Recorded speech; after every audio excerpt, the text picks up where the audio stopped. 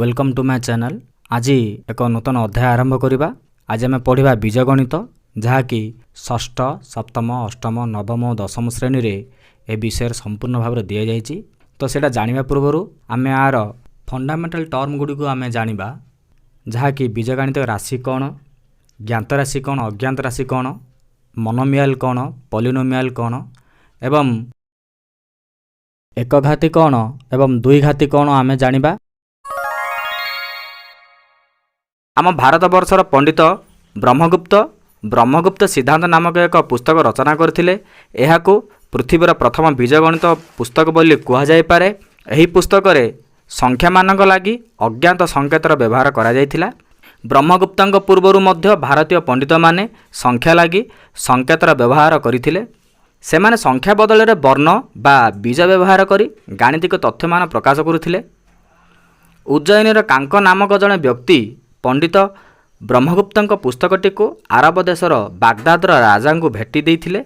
एहा परे बागदादर आरबीय गणितज्ञ मोहम्मद इबन अल-ख्वारिज्म अलजेबार उल आलमु गाबालाह नामक एक गणित पुस्तक रचना करथिले।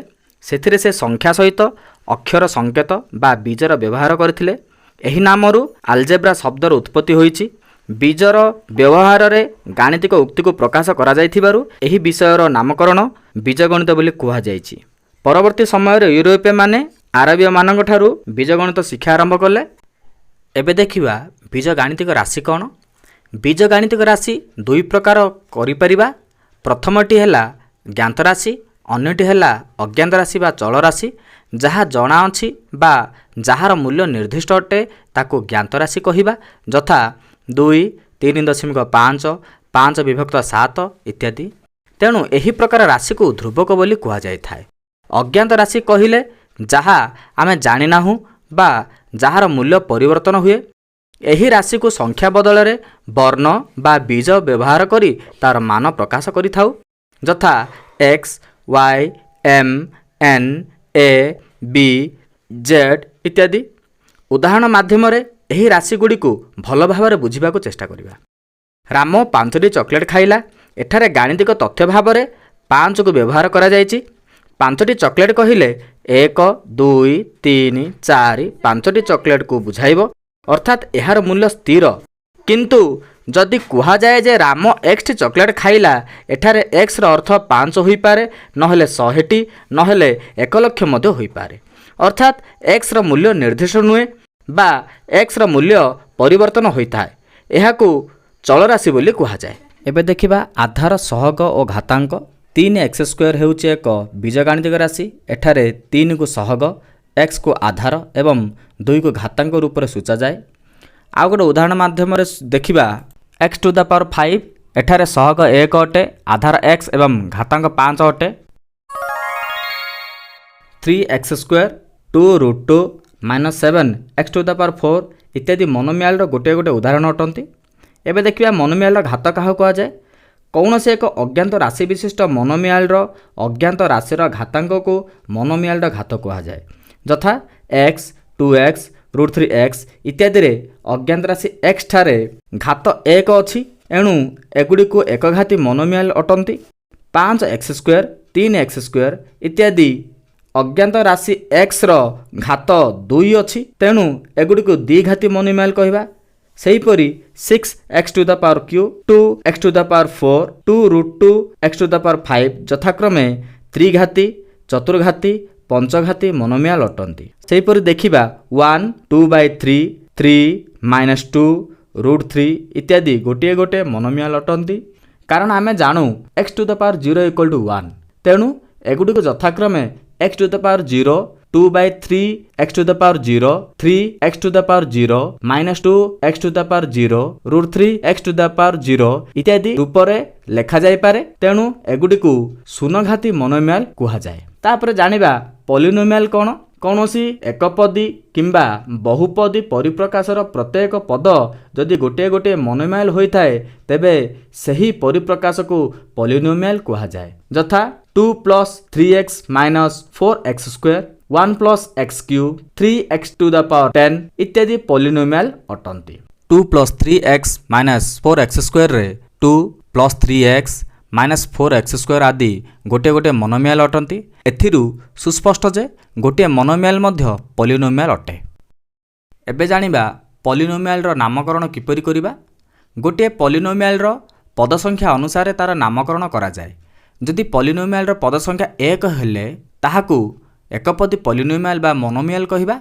पद संख्या 2 हेले सही पॉलिनोमियल को द्विपदी पॉलिनोमियल बा बाइनोमियल कहिबा एवं पद संख्या 3 हेले ताहाकू त्रिपदी पॉलिनोमियल कहिबा बा ट्राइनोमियल कहिबा।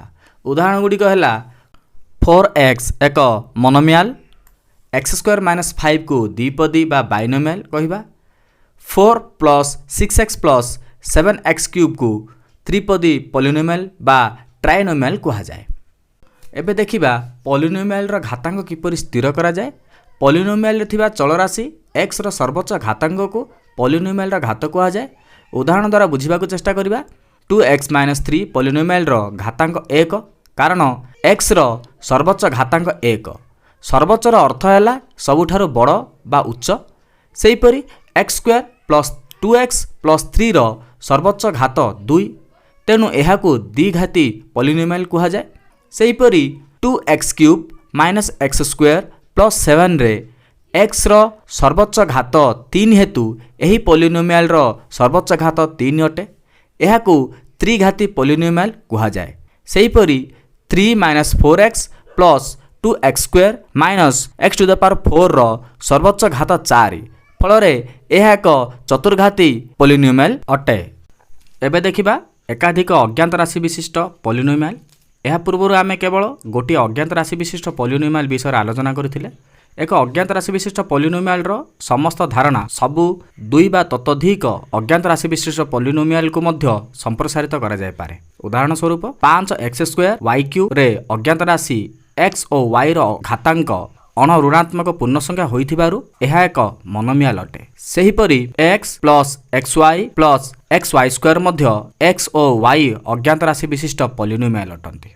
गोटे मोनोमियल रे थिबा प्रत्येक अज्ञात राशि रे थिबा घातांकर समष्टि को उक्त मोनोमियल रो घात कहा जाए। जथा 5x² y³ रो घात = x रो घातांक प्लस y रो घातांक = 2 + 3 = 5। सेहीपरि एक पॉलिनोमियल रो घात स्थिर करबा को हेले पॉलिनोमियल रो प्रत्येक पद गुडीकर घात स्थिर करबा को पड़े। स्थिरीकृत सर्वोच्च घात हेबो पॉलिनोमियल रो घात।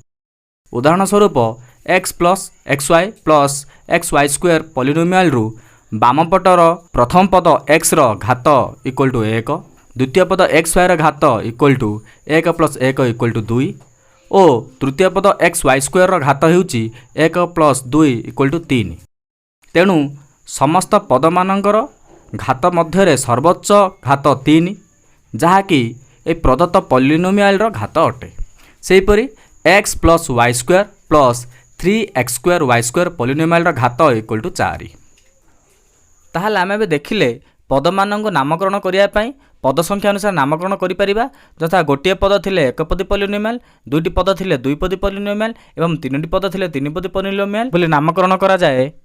सेहीपरि आमे देखिले घात अनुसार घात 1 थिले एकघाती पॉलिनोमियल, घात 2 थिले दुईघाती पॉलिनोमियल एवं घात 3 थिले तीनघाती पॉलिनोमियल बोली कहिबा। एवं देखिले अज्ञात राशि अनुसार गोटे अज्ञात राशि थिले एक अज्ञात राशि विशिष्ट पॉलिनोमियल कहि थाउ, दुईटी अज्ञात राशि थिले दुई अज्ञात राशि विशिष्ट पॉलिनोमियल कहि थाउ एवं तीनोटी अज्ञात राशि थिले तीन अज्ञात राशि विशिष्ट पॉलिनोमियल बोली से पॉलिनोमियल को नामकरण करि थाउ।